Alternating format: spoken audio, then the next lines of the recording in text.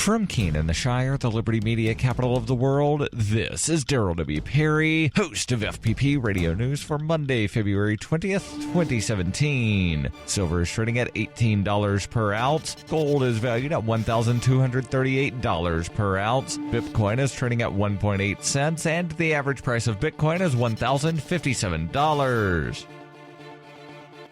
Antiwar.com reports Iraqi Prime Minister Haider Abadi has announced the beginning of the nation's liberation of western Mosul, which has been under control of the Islamic State for years. Iraqi troops occupied the eastern half of the city over the last several months, but western Mosul is the more populous and more heavily defended area. There has been no immediate attempt to ford the river into western Mosul, however, which would be a hassle after U.S. airstrikes destroyed all of the bridges in the city in recent months. Instead, the focus seems to be well south of the city, with Iraqi forces overrunning a number of villages on the western shore of Mosul. Despite having declared victory in eastern Mosul weeks ago, the reports out of that half of the city suggest that things are far from calm, with repeated Islamic State drone attacks across the river and the Islamic State remnant forces carrying out ambushes that mean fighting is a daily reality. Iraqi spokesman Brigadier General Yahya Rasool offered an estimate on the size of the Islamic State force remaining in western Mosul, saying the government believes around 1,800 the Islamic State fighters remain there, with some 200 suicide bombers. He offered no timetable on actually taking the city, saying it would just depend on the way the battle unfolds.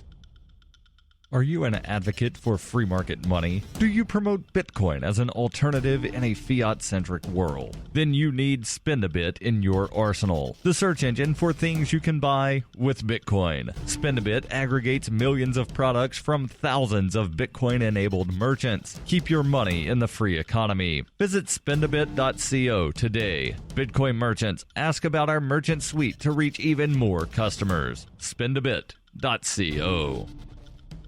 UPI reports the death toll in the recent powerful California rainstorms rose to 5 as the weather system moved to pummel the northern portion of the state. In Thousand Oaks, rescuers discovered the body of a man in his 20s who was swept away by floodwaters, according to the Ventura County Sheriff's Office. On Friday, one person was found dead in Victorville in a flooded vehicle. A 55-year-old man was electrocuted in Sherman Oaks when a power line fell, and 2 people died after a traffic accident in San Diego because of water on Interstate 15.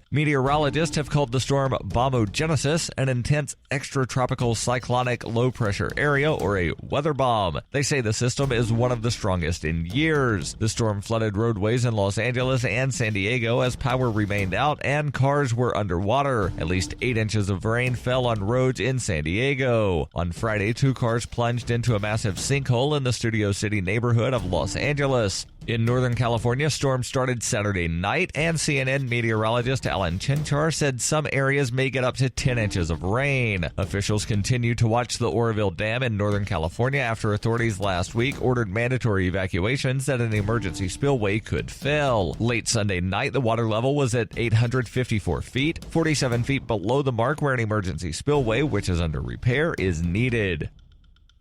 For nearly 40 years, Roberts & Roberts Brokerage has been a trusted source for buying and selling precious metals like gold and silver. They also take Bitcoin for precious metal purchases and have permanently removed the minimum purchase amount for all orders paid in the digital currency. Call Roberts & Roberts today for knowledgeable advice on buying and selling precious metals and a forward-thinking approach to new technologies. 800-874-9760 or visit online at rrbi.co.